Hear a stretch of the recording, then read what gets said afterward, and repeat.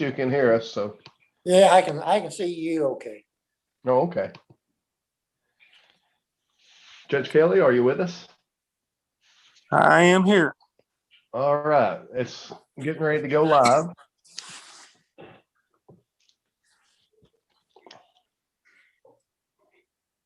All right, I have us, Judge Kelly, I have us live now. Do you want to have Bridget do a roll call so we can make sure we have a quorum? Sure. Bridget, will you roll call? You're muted, by the way, Bridget. Sorry. Judge Steve Kelly, Here. Reggie Cheney, Here. Rodney Dick, Jim Muse, Becky Whitus, Here. Jim Wesley, Here. Bruce Jasper, Dr. Schleter, Here. Dr. Perkins, Dr. Shea, That's what it was. I couldn't hear me. Dr. Falazade, Picture, you see your and face. Betty Lynn. Here. So you don't have All right. All right, Judge, it looks like we have a quorum. Okay. Now, Sean, I'm going to say to the group here, with all that's going on with our emergency weather, I've not been able to get out of the house for 3 days because we've had down trees. I don't have my agenda in front of me. So if you don't mind, I'm going to defer and let you just run through the agenda. All right, thank you, sir. I'll be happy to do that. Okay. The first item of business was call to order, and I assume you've done that. The second item of business is to get a health education report. So, Melanie, I will share my screen. So, and we'll get to your report here. You can tell me if I'm on the right page or not. That is the correct one. Can you hear me okay? I hear you fine. Okay. So my name is Melanie Jones. I work at the Pulaski County Health Department. And so we're very thankful to be able to do the different health education programs that we have. And so we have completed our 2020 Community Health Assessment booklet. It's on our website, lcdhd.org. And so it has a lot of good information about all 10 counties in our district. And so the document that you're looking at now is our information that we have compiled comparing the years 2011, 2015, and 2020. This information comes from the County Health Ranking website. And so that website is used by many different people to get the information. And so this document talks all about Pulaski County, and it compares it also to the state. And so you can see there that the population of Pulaski County is 64,623.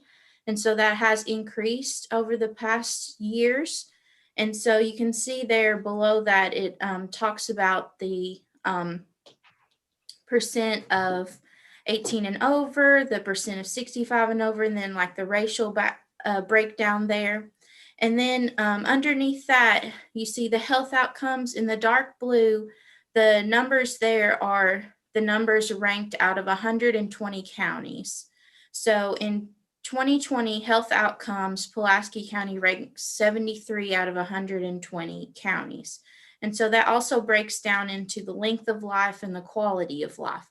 And so that has, the ranking has gone down, and that could be just due to different factors there. And so that also helps us to know how important the health department is and the health education also for the community. And then below that, we have health factors. And then there again, those in the dark blue is the ranking of out of 120 counties. So we have gone down in the ranking as well. And something that we really focus on is adult smoking. And you can see there that it has actually decreased, which is really good. Here lately, we've actually done our first virtual freedom from smoking class, and it went really well. We had a successful amount of graduates, and so we're very thankful for that. And then also you can see the adult obesity has increased, and so we also try to help with that with our coalitions and just focusing on physical activity and nutrition and helping the community to know about those things. And so then below that is clinical care. Although our ranking has gone down in that, we're still in the top 50% in the state for clinical care. So there is a lot of physicians, dentists, mental health providers in Pulaski County. So we're really thankful for that. And then you can see also there the social economic factors. Our ranking has gone up in that from 82 to 67. And then the physical environment under that, our ranking has gone down, but you can see there in 2011, there wasn't really very much data to go off of. And so some of these that we have picked out to highlight there, you can see on the next 2 pages.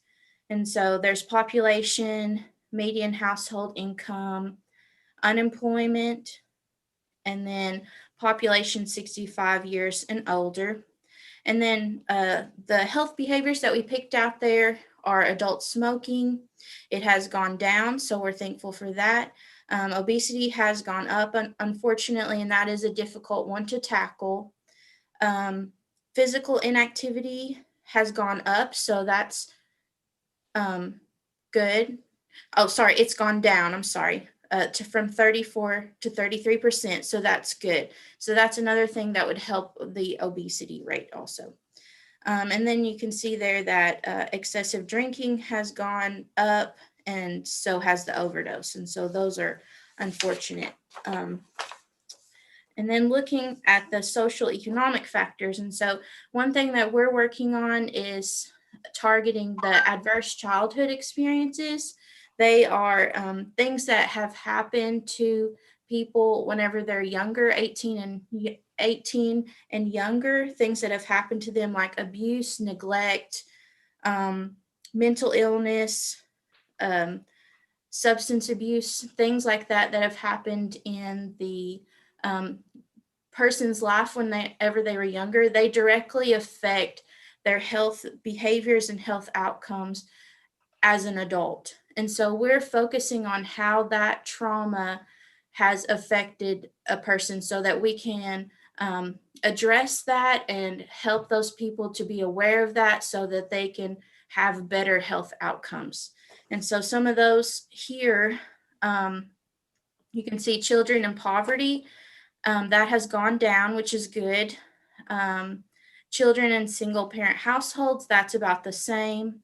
Grandparents raising grandchildren, we didn't have any information from 2015, but there's the data there. And there's also grandparent support groups that we have in Pulaski County, so that's that the school has, so that's good. And then we have children in foster care. We didn't have information to compare that to. And then you can see there children living in food insecure households, that has gone down, which is good. Incarcerated parents next. And then the teen birth rate has gone down from 64.1 to 47.3, which is really good. It helps us to know that our programs that we're doing in the school, we're trying to do those virtually also during the pandemic. And so that is our goal, is to reduce teen birth rates and to increase the amount of education that the students have as far as sexual health goes. And so we want to help them to prevent teen pregnancy, and we just want them to have the knowledge in order to be healthy and to know what are the best decisions for them at this time in their life. And so we normally do those in the classroom, and so we're very thankful that we have been able to make videos and do those things virtually for the students during this difficult year. And so, and then the last one was student homelessness, and that's 3%. And so we didn't have any data to compare that to. And so, so those are the programs that we've been doing, and we've still been trying to work very hard during the pandemic to get our information out there. And so we just thank you all as the Board of Health for your support in that. And so does anybody have any questions? Can you hear me? We can. Okay. I've got a question about the homeless issues and especially with the weather like it is now. Are we helping get information to people via radio or anything else, or where they may be able to find shelter? Judge Kelly might on be anything able- like that? Judge Kelly might be able to answer that better than us. At the health department, we're not. Generally, that would, I think, be handled through emergency management. Judge Kelly, do you have any information on that? Yes, there are at this time several centers that have opened up for warming shelters. Now, I won't call that a homeless shelter because basically what they're doing, they're setting up cots that are donated by the Red Cross, and people can come into the warming centers. They need to bring their own blankets and pillows for the cots to sleep. They're not feeding them at this time that I know of, but they are for people that don't have electricity or are in bad conditions. They're allowing them to come in and be safe anyway. And I'm sure they're providing them with water, the essentials there, but I don't know if they're getting home cooked meals. But we've advertised it on our Facebook, and several have shared that around. I know the newspaper has said something about that in the radio stations. So during this difficult week, yes, we are doing that. But as far as homeless shelters, there are a couple of places that are providing long-term care. But it's one of those things, Dr. Slater, in 2015, we had a small problem, and we as a community came together to try to fix it, try to help make things better. And once we started providing that, guess what we saw? We saw our numbers dramatically increasing, because the word was out that if they'd come to Somerset, they'd be taken care of. So it's one of those, what do you do? We've got to have a heart to take care of these people, but the more we do, the bigger the problem becomes for us. So it's just one of those situations that I'm not sure if I have the answers, but hopefully as a community, we can address this. Well, I'm just thinking of a person I know living in his car, and that's not a good thing for him or his daughter who's with family members. But you just wonder, so they should contact the Red Cross if he wants someplace to stay that's warm. Is that what you're suggesting? Well, the Red Cross, they don't get actively involved until 48 hours after. So I think they're probably getting involved now, but they have been giving us cots, and we've been distributing those to various warming centers. So I'm not sure. Where would I have him? I would have them contact the Emergency Operations Center that we have set up. I can give you the hotline number for that. Please. It's 451-0810. And they can coordinate any help efforts that are needed through there. Or, as always, if there's an emergency, just dial 911 and they'll coordinate emergency efforts. Okay. Well, I didn't mean to get off track, but I just had that on my mind. No, if it's on your mind, it's probably on several minds. So I'm glad you asked. Judge, I put that phone number in the chat box. It was 451-0810. Correct. Okay, I wanted to make sure I got that correct. Was there any more questions for Melanie? If not, the next item on the agenda was the approval of the minutes from the last meeting, and everyone, of course, got this packet shared with them in advance, but the minutes are on the screen, and I assume everyone has received those and read those. Make a motion that we accept those as presented. I second that.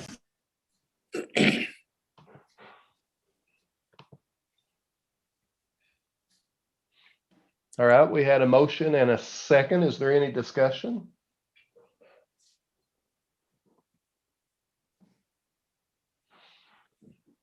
Judge, I don't hear any discussion. If it's all right with you, I'll ask for a vote.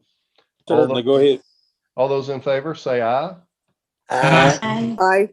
Is there anyone opposed? If so, please say so or put it in the chat box. All right, I don't hear any opposition, or I don't see any opposition, so we'll say that passed unanimously. I'm going to also share, we had a special call board meeting on July 20th to discuss the City of Somerset, some changes to their mini grant proposal, and those minutes are also in here. So can we entertain a motion to approve the minutes from the special call board meeting also? Make a motion. That was Jim Wesley. I'll second it. That was Becky. Any discussion? Hearing no discussion, if it's all right with the chair, we'll ask for a vote. Certainly. Okay. Aye. Aye. Aye. Aye. Is there any opposition? Please say nay or type it in the chat box. I see no opposition. We'll consider that passed unanimously. The next item is old business. Is there any item of old business, anything that the health department didn't address from the last meeting in a satisfactory manner?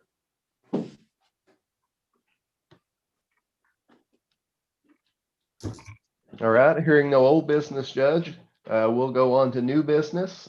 Under new business, the next item would be to approve the audit report. I'm going to pull that up on the screen.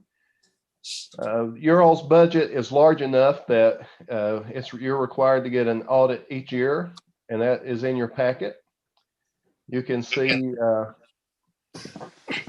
here that our audit is performed by RFH consultants, CPAs, and the main thing to look at here in their opening letter, there's two things to read. One is a standard paragraph that is put in all the health department budgets about that basically the health departments don't use the most commonly accepted form of accounting, which would be accrual accounting. We use cash accounting. We use cash accounting because that's what is prescribed by state law. So they always make a note about that. But of course, right below that, they put an unmodified opinion, which says the financial statements present fairly in all material respects the assets, liabilities, and fund balances of the Pulaski County Public Health Taxing District. So it was a clean audit, and the remainder of the report is there in your packet. So is there any discussion about the audit report or questions?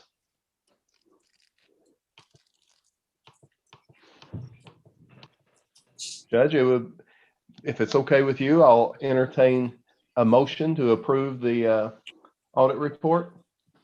Please carry on. So moved. All right, that was Reginald Cheney. Second, I'm not sure, was that? Who was Patty Gwynn. Patty Gwynn. Thank you, Patty. All right, is there any discussion? All right, with the judge's approval, we'll call for a vote. Okay. All in favor? Aye. Aye. Aye. Is there any opposition? Hearing no opposition and seeing nothing in the chat box, we will assume that passed unanimously. The next item on the agenda is to approve the tax rate. That's usually my part of the presentation. Always, before I ask you to approve a tax rate or recommend a tax rate, I like to go ahead and present the budget so you can approve the tax rate in perspective of the budget. And then once I do that, we can ask for a tax rate. I'll go ahead and share my screen with you so we can all look at this together. So what you see here in the budget, this top block is the current year budget. It's the budget we're operating in right now. So this is what you approved for our current year.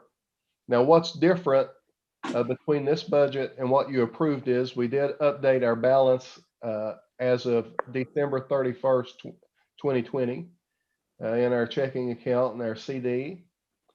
And we've also adjusted some of our expenses that we've paid out so far.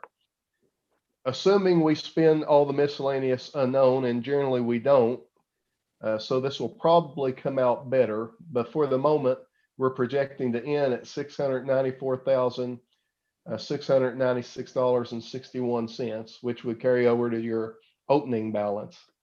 So the opening balance, when you combine the $354,143 projected dollars in the checking account and the $340,553 in the CD, you total those together, you get the $694,696 projected opening balance for next fiscal year. Okay, what's right below that is what we expect as far as tax receipts. Your present tax rate is 3 cents per $100 of property value. And I'm going to present the budget under the assumption that you're going to keep the tax rate the same. There are a couple other budget options there to the far right of your screen. I'm going down the center option. That's just to give you some alternative figures. If you wanted to set the tax rate at some other amount, Ron's on the call with us, and he can adjust those on the fly and tell you what the differences are in revenues and the bottom lines and so forth. But I'm going to present the 3 cent option. It's 3 cents per $100 of property value, or 0.03, however you want to look at that. So if you keep the tax rate the same, the real property taxes would bring in $1,065,891. Now, how we arrive at these balances, you'll see there's a calculation sheet for each of our tax rates where we pull in information into the right categories: real property, personal property, motor vehicle. We multiply the totals by the tax rate. We multiply that by 95% collection rate to get the totals that we put in on the budget summary. Now, where do we get those numbers from? You can see we get this sheet forwarded to us from the Finance and Administration Cabinet. They've got listed all the different property values, projections, and this is the same property value projections that are forwarded to all the taxing districts, whether it's the county or the library or the schools or whatever. So again, we pull the numbers from this sheet and plug it into the right category on those calculation sheets. And we then pull that over onto our budget summary. So again, the real property tax would bring in $1,065,891. Personal property would bring in $151,274. Motor vehicle taxes, $140,862. Some delinquent tax collections, $18,000. The telecommunications tax, $10,272. A little bit of interest, $1,030.62. You can see here in the footnote, the interest rate on our checking account is 0.3%, and on the CD, it's 1%. So when you total those revenues together, they total up to $1,387,331. Also, there's $3,405 of interest that comes off the capital. A CD added together, all of the revenues is $1,390,736.99. Now, what we would be asking you to spend next budget year is detailed below that. The 2.8 cents that each county pays into the district or into our large operating budget, which is, it's mostly staff costs. That's about 80% of our costs. Most of the remainder costs are things that support the staff, such as, space, heat, travel, phones, so forth. That 2.8 cents is $1,334 or $1,334,204. Under the category of building maintenance and repair, we have snow removal, $1,000. Maintaining the landscaping, $1,800, and miscellaneous unknown, $15,000. And we put a pretty good chunk of miscellaneous unknown into these categories in case there's something that comes up with the building that we need to address. We have some wiggle room without having to call a special board meeting, because we can't line out on things that we don't know about, and sometimes unknown things come up. You total those together and you get $17,800 under the category of building maintenance and repair. Under furniture and fixtures, seasonal decorations, $500. Decor for the basement, wall hangings, etc., $500. A vaccine refrigerator, 36 cubic feet capacity, $6,500. Another vaccine refrigerator with a 20.2 cubic feet capacity, $4,000. A microwave cart for the hands office, $300. A bottle filling station for the hands office, $600. Folding tables for the basement meeting room, $400. And miscellaneous unknown, $5,000. That totals $17,800. And by the way, are these estimates you're talking about here? Yes, these are not to exceed estimates for the upcoming year. Correct. All right. Yeah, these are all not to exceed line items. Got it. The way that we put items into the budget is each year I send an email out to the staff and let them know that it's time, if they've got needs such as, filing cabinets or chairs or desks or whatever, that they get with Bridget, the office manager, and if she agrees, she will research it and get the amounts to put into the budget for your consideration. Under the category of equipment, we have miscellaneous computer and related expenses, $12,000. We don't always spend all of that. That's kind of a unknown things that might go wrong with our computers or printers or keyboards or servers or routers or whatever computer related things might come up. Generator maintenance, $1,000, and miscellaneous unknown under equipment, $10,000. That's a total of $23,000. The other expenses, the annual audit, $1,500. Advertising our financial reports in the newspaper and on the state website that requires that, $600. Paying your professional subscriptions to Calvo and KPHA, $1,500. And assuming we get to have an in-person meeting again next year, board meeting expenses of $500. And again, anything that we don't spend just stays in your budget.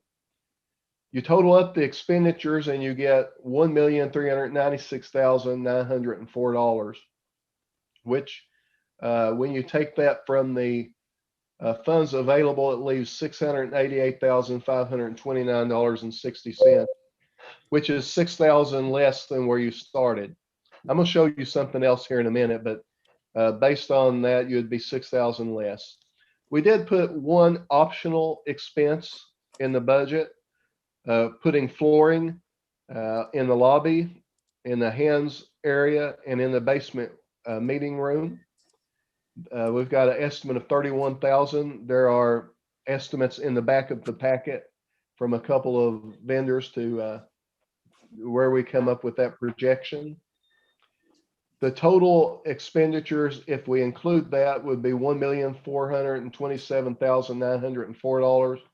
Subtracted from your funds available would leave $657,529, which is $37,000 less than where you started. Now, the one extra thing I was going to show you, let me zip to it here. This is how you actually have ended each budget year for the last few years. So you can see since 2012, you've averaged a surplus. Last year in when we closed 2020, you were at a small deficit. The year before that, it was a little bit more, but we had some special projects. But generally speaking, your tax rate has been pretty sufficient to cover your needs. If we look out here to the side, we take the square footage of the building and we kind of calculate what it would cost if we were going to have to build a building again. And we divide that by 10 to kind of determine, how much we believe you need for just routine building maintenance and so forth. And you all have enough in reserve to cover, what we feel like you need to have in reserve. So there, though, is there any things that you all want to ask me about the budget presentation before we consider a tax rate? Yes, Sean, just Go ahead. regards to the flooring, the optional project there, what type of flooring is there? And is there problems with it right now, or is it just outdated? What's the reason for that? All right, I'll let Bridget answer that. It's just pretty much outdated. I've been there since 2002. It's been the same flooring, and it's the same way. Like in the hands, they have carpet that's coming up and fraying, and the meeting room, it's been stained with carpet. So what we were wanting to do is lay down the waterproof laminate flooring, just like we did in the registration area in the back lobby area. Okay, I guess I'd have to see the estimates, but when I first heard that, it just seemed awful high for flooring. Well, Yeah, it was hard trying to get somebody to come in, I guess, during all this COVID to actually give me an estimate.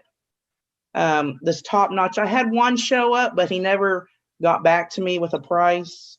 I don't know what the deal is, but I called maybe about 3 different places, and this was the only one that actually came through with an estimate. And just to let you know, we had painting done this fiscal year, and I actually got it in cheaper, like $11,000 cheaper than what was actually in the budget. So I'm pretty sure that goes back into the budget. Is that correct? Well, we just don't spend it, so it stays in the accounts. Okay. Ron, I've been Bob, told, excuse me. go ahead, Becky. Well, I just wonder with COVID, I've heard that there's a lot of increased building costs, and I would think flooring would be, and it that is. might be part of the issue, That was one of the things that was mentioned to me, that right now the flooring of the price is the price, but when we go to do this in July, it may go up. So Would you consider doing, like you said, in the hands area where the carpeting is fraying and looking bad and stained? That doesn't sound good. And replacing carpeting with laminate flooring makes good sense. I don't remember seeing a problem in years past with the flooring where we had our meetings in the past, but I didn't really look at that.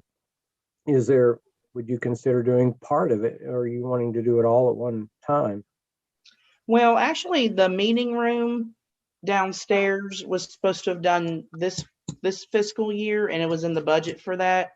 But when COVID hit, Yeah. people weren't coming in, and then we started using it for a call center, so I couldn't do that out of the budget for this year. So it kind of just carried over.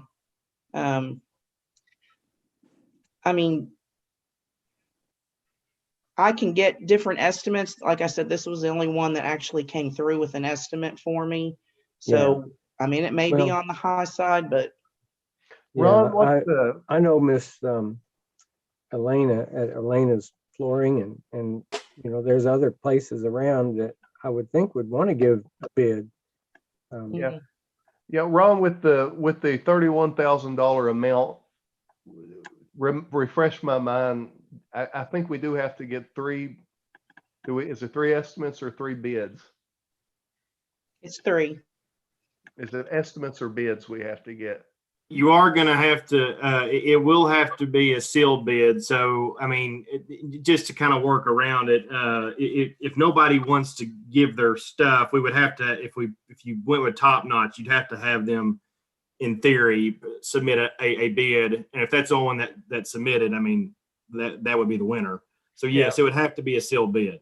Yeah, we get an estimate so we can get an idea of what to put in the budget, but we would, for a project this size, as Ron said, we'd have to get 3 sealed bids. So we're going to have to get at least 3 vendors to bid on it. And, you know, occasionally you won't get 3 bidders, but most of the time we do. So at least that gives you an amount. If you guys approve the amount, the way this would work is I would tell Bridget to, I guess, advertise or have Melanie put somewhere to do an online advertisement or somewhere of the for the bid, and then we would tell them where to send it at the health department, and then however many submit, we would say whatever you have 3 weeks or 2 weeks or something, a deadline to submit it, and whatever came in, obviously, if they came over that amount, you know.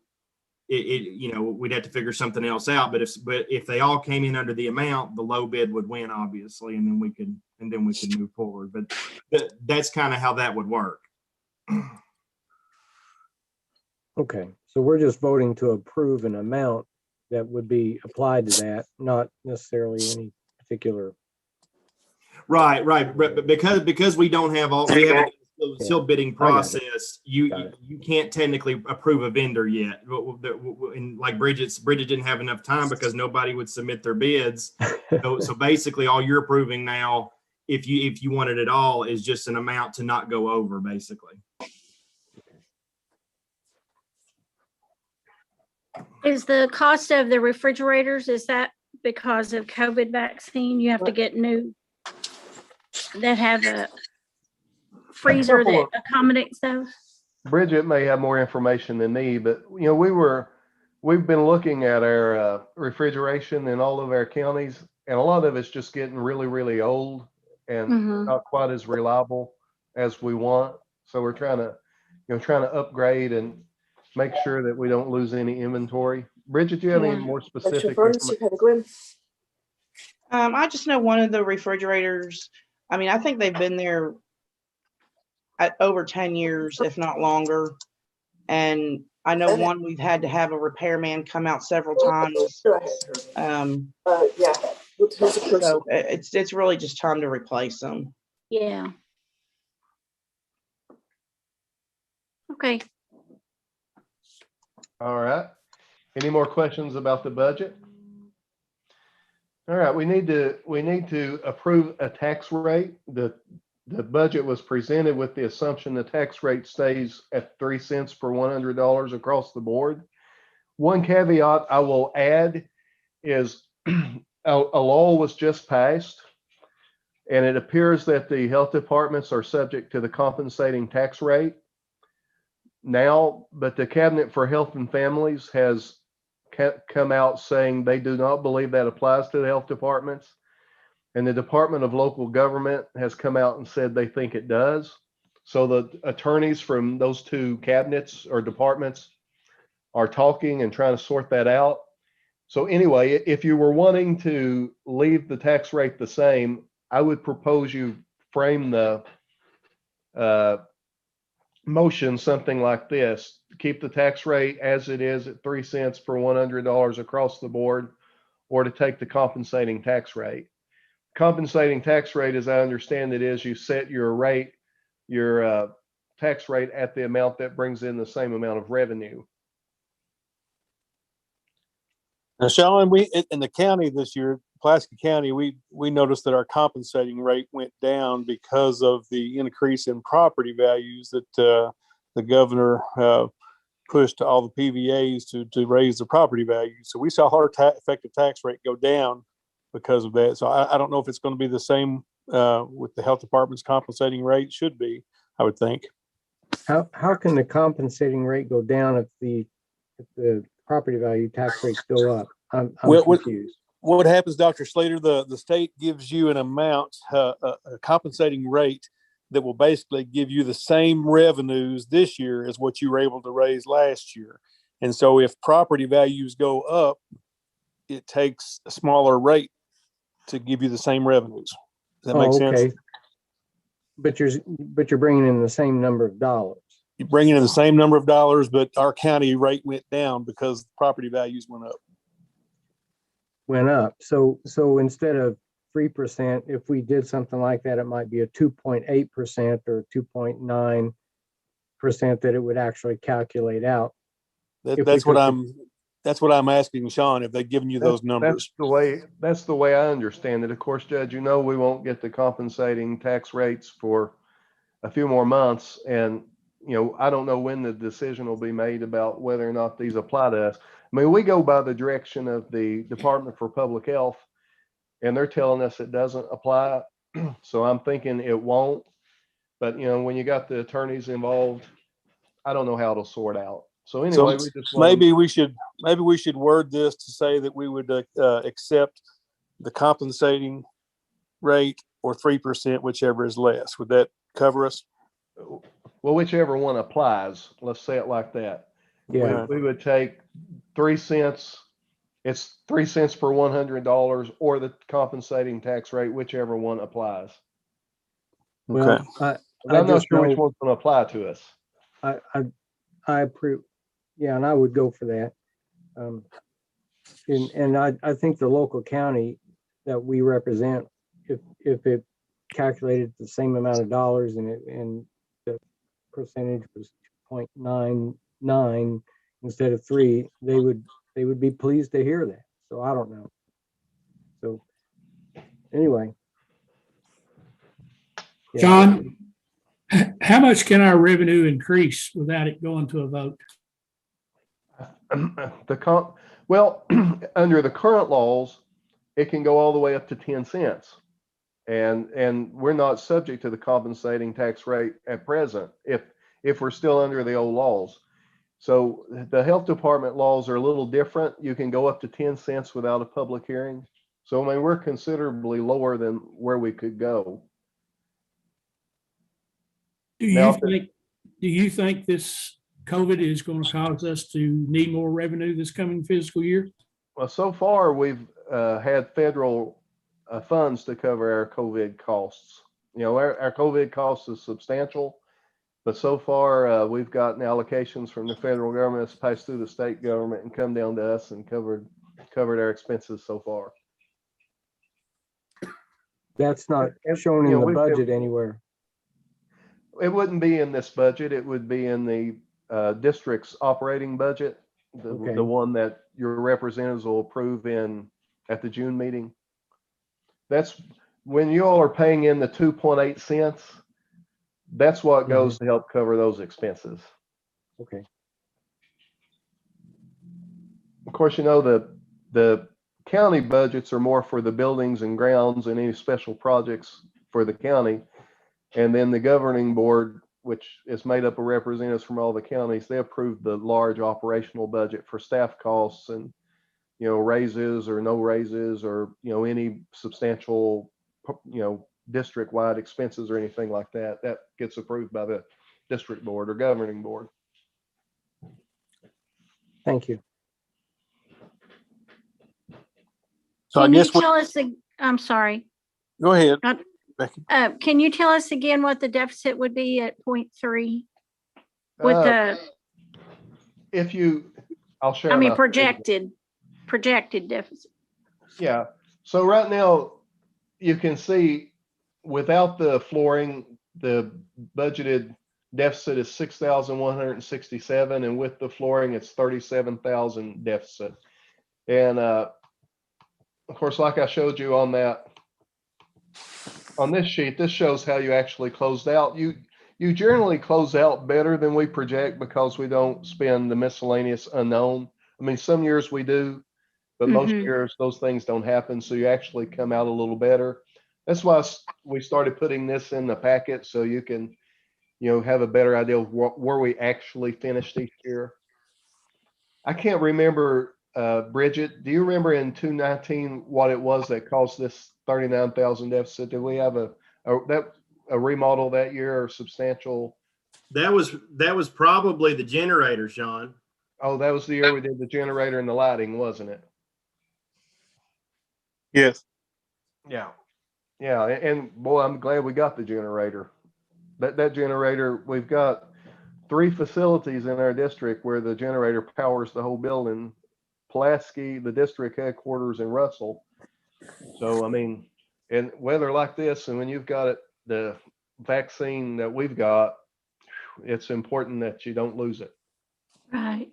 Absolutely. Do we need I a guess motion what on we the, need now then probably is a motion then to go ahead and take that 3% or the compensating rate, whichever applies, correct? Yes, 3 cents per $100 or the compensating tax rate, whichever applies. That's what I would suggest the motion be.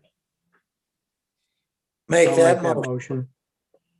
I think Jim made the motion. I'll Was there- second it. And Reginald seconded it. Is there any discussion? Judge, if you're ready, we'll take a vote. Yes, please. All right, all in favor, say aye. Aye. Aye. Aye. Any opposition? Hearing none, we will say that was a unanimous vote. All right, with that, I would recommend that you approve the budget as presented. And if you make the motion to do that, you'll have to clarify whether you want to include the flooring.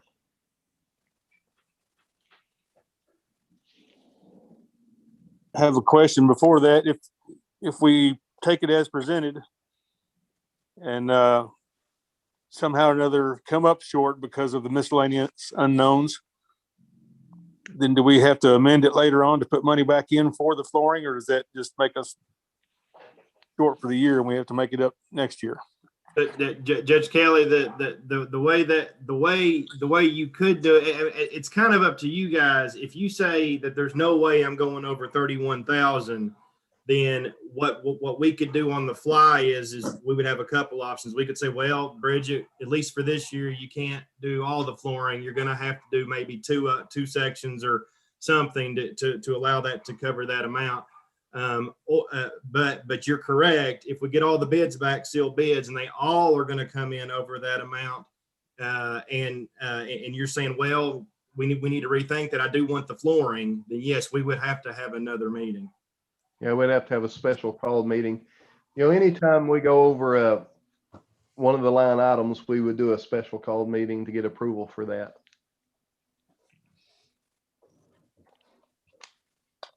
I move we approve the budget, including the flooring line item. That was a motion by Mr. Cheney. I'll second it. That was Becky Wattis. Any discussion? Judge, would you like to call for a vote? Yes, please. All in favor? Aye. Aye. Any opposition? Judge, would you go ahead, that passed unanimously. Judge, would you go ahead and appoint a flooring committee so we could, we'll need some board members to approve the bid? Okay, well, I think I'd like to sit on that if that's all right. And then I guess Patty, is she the one that's already done who's done the work so far? That has gotten the bids. Well, Bridget organized that, but of course she's a staff. You need board members. Yes, yes. How about Patty and Reggie? Would you all serve on that with me? I will. I will. Let's do that, and we'll try to get some bids together then, and see if we can't come up with a recommendation. All right, thank you all. I've got those names written down, and we'll keep you all informed. The next item on the agenda, Judge, if it's all right to move on, is members whose terms expire. Bridget, I don't know if you've got a list. I've got mine in front of me if you want me to go over it. Go ahead. All right, I have Dr. Falazadeh, Patty Gwynn, Dr. Alvin Perkins, Rodney Dick, Jim Muse, and Tanya Shea. Of course, Rodney Dick is appointed by the fiscal court, so as long as they elect to keep him, he'll remain on the board. For the rest of you guys, as long as you're willing to continue to serve, we will submit your name to the state.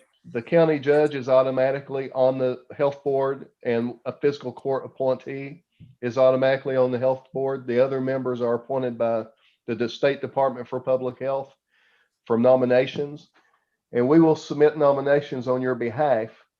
Usually we get a paper version of the nomination form filled out. This year, they're transitioning to submitting them through an online portal. But as long as you all don't object to continue to serve, sometime next month, I'll ask the office manager, Bridget, to go in and punch your names into the state system.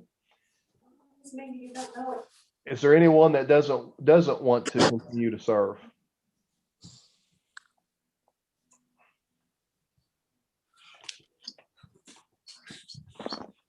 All right, I will then next month encourage or direct Bridget to put your all's nominations in.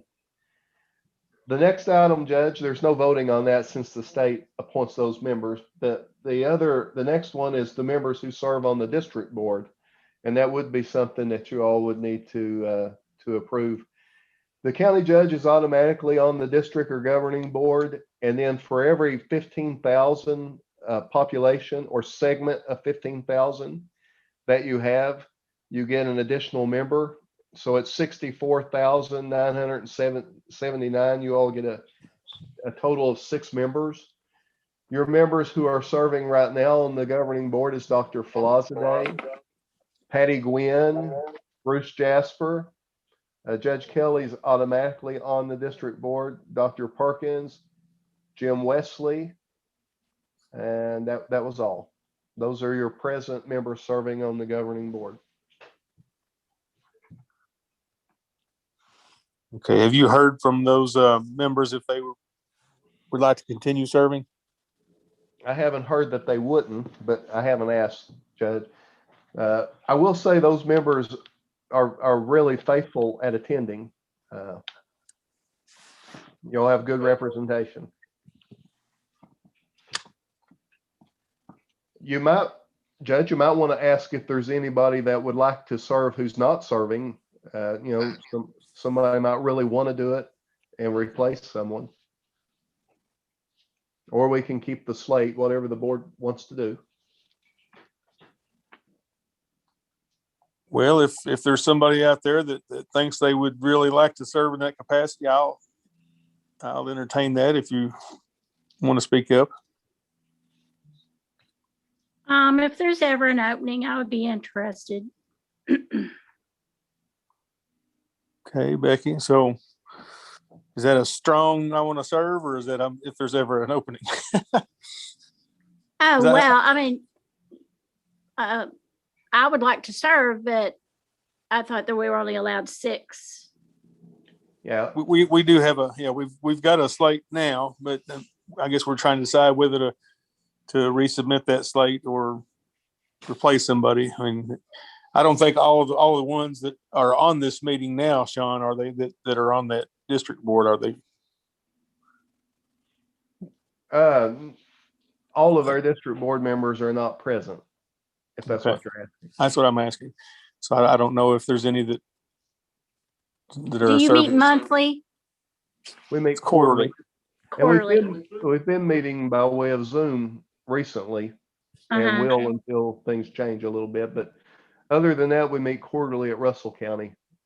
Okay. How about this, Sean? If somebody wants to come off the board, then we can reappoint, right?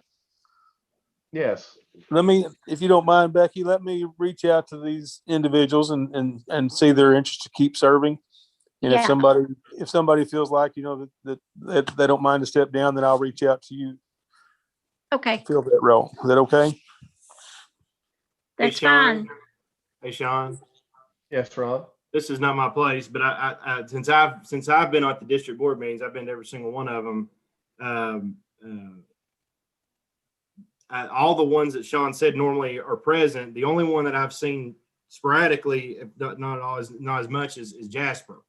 So I just say that name because that might be one to look at, judges. Just want to have the conversation with. I've known Dr. Jasper for quite a while. I've not seen him at a lot of those, and I think most of the time he's had something where he's been extremely busy. But I was just making that note that I've not seen him at a lot of the district board meetings.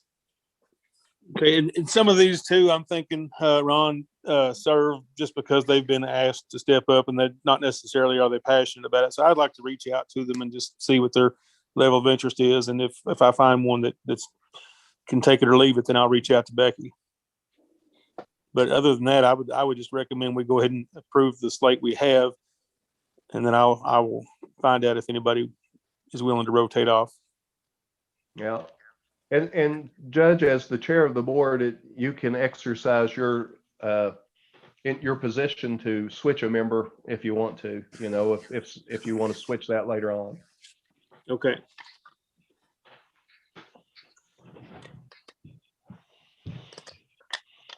So then we need a motion to accept the slate that's currently serving. Yes, sir. I make a motion that we accept the current slate with the exception if someone doesn't want to serve, that Judge Kelly have the right to replace that person. All right. That was Mr. Cheney. Second that motion. That was Mr. Wesley.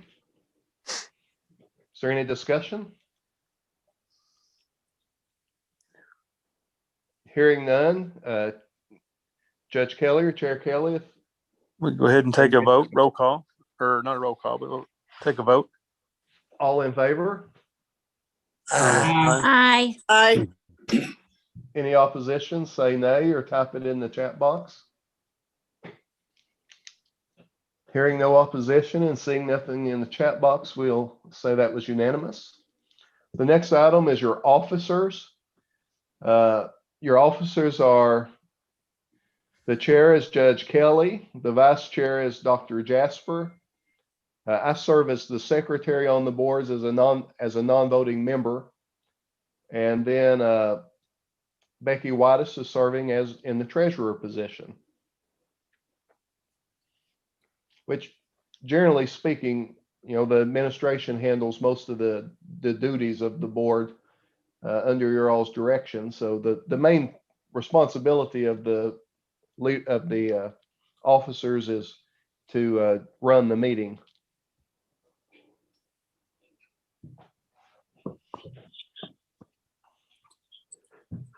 If these horses are still willing to work, I make a motion to keep the same slate. That was Mr. Wesley. I second that motion.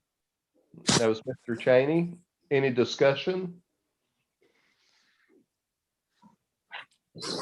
Please take a vote then. All right, all in favor? Aye. Any opposition? Say nay or type it in the chat. Seeing none, we will say that's unanimous. The next item is the executive director's report. Since March of last year, the health department has been all things COVID-19.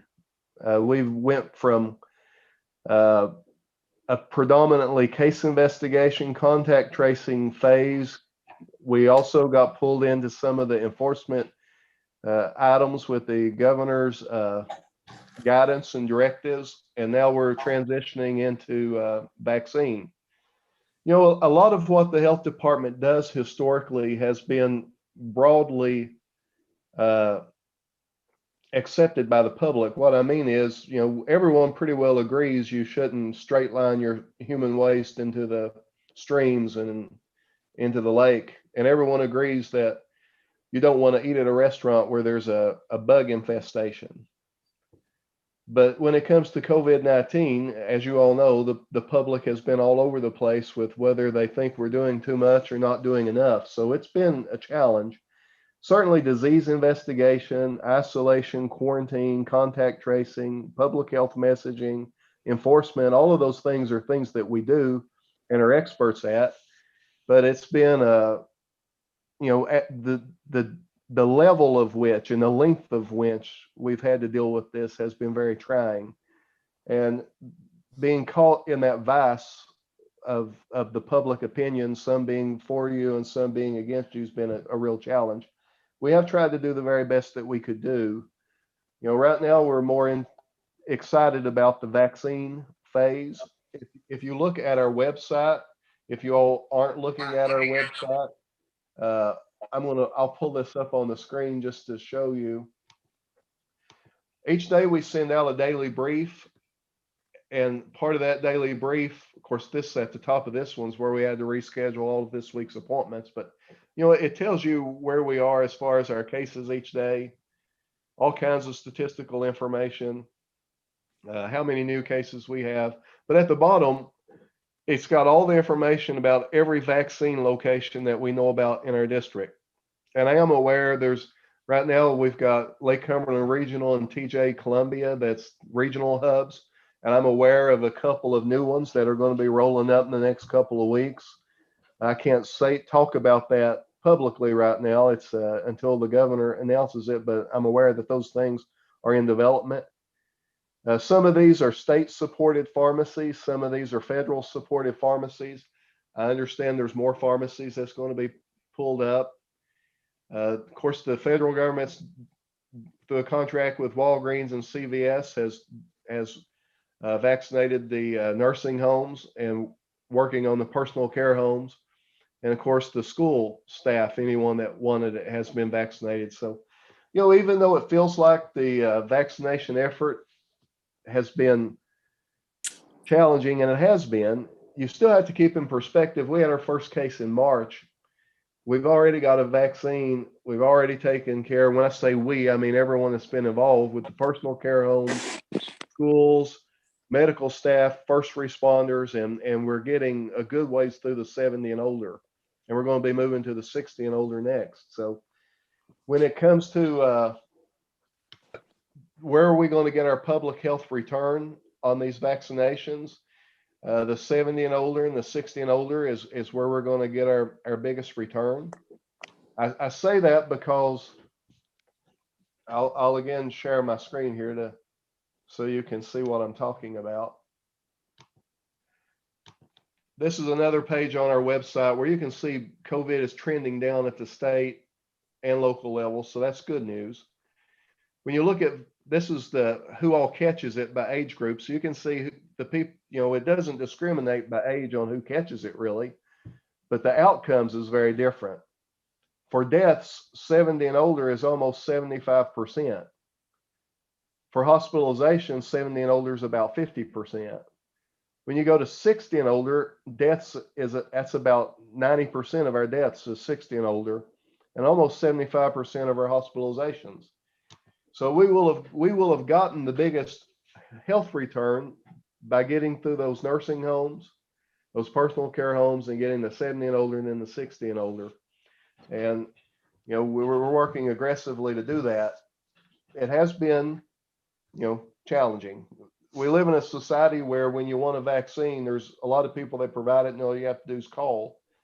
And that's not the way it is with this vaccine. The manufacturers are trying to generate enough vaccine for the planet Earth, and only so much is coming to America, and only so much is coming to Kentucky, and only so much is coming to Lake Cumberland. And there's more demand than there is supply right now, but we're working our way through that. So anyway, anyone that wants to ask me anything about our response or COVID-19 or anything health department related at all, please feel free to unmute and ask me.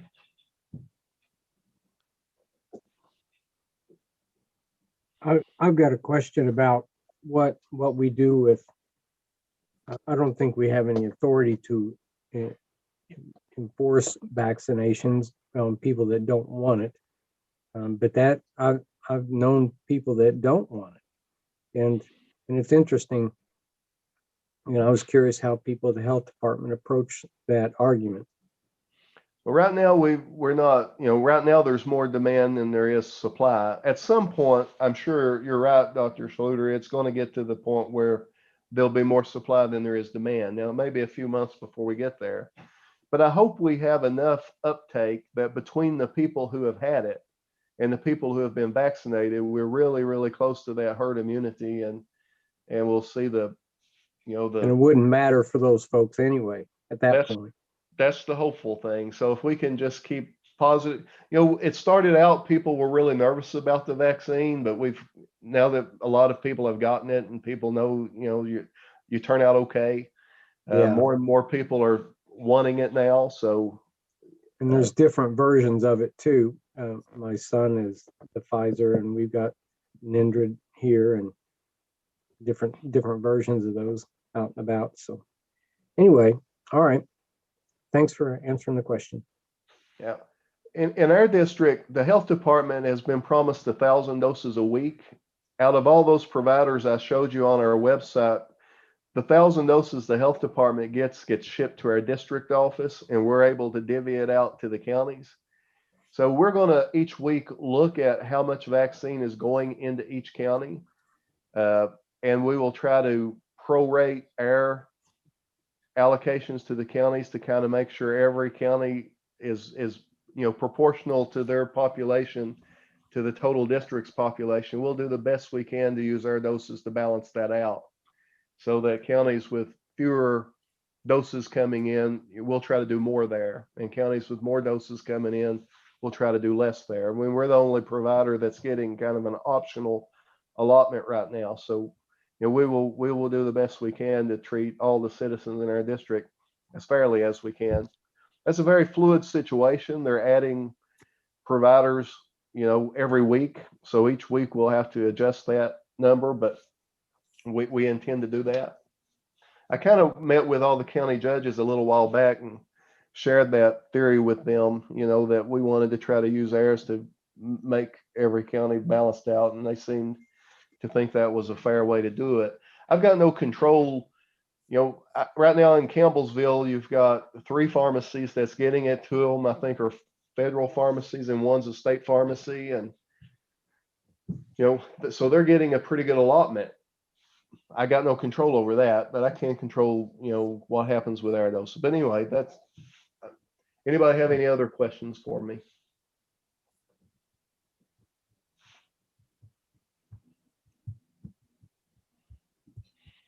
Judge, I'm not hearing any other questions. The only other item on the agenda is to adjourn.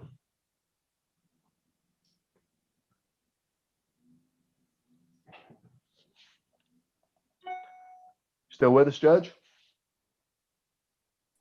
Sorry, I was muted. I was wondering, do we need to set our meeting date going forward? Not for this one. It's so, we do these annually, so we'll set it. We usually start working on those toward the end of the year, around December. All right. Well, let's take a motion to adjourn then. So move. That was Mr. Wesley. Aye. That was Miss Whitus. I don't guess there's discussion. So, Judge, do you want to take a vote? All in favor? Aye. Aye. Any opposed? You hang around. Thank you all for your support. All right. Thank you. Bye-bye. Thank you, John. You're welcome.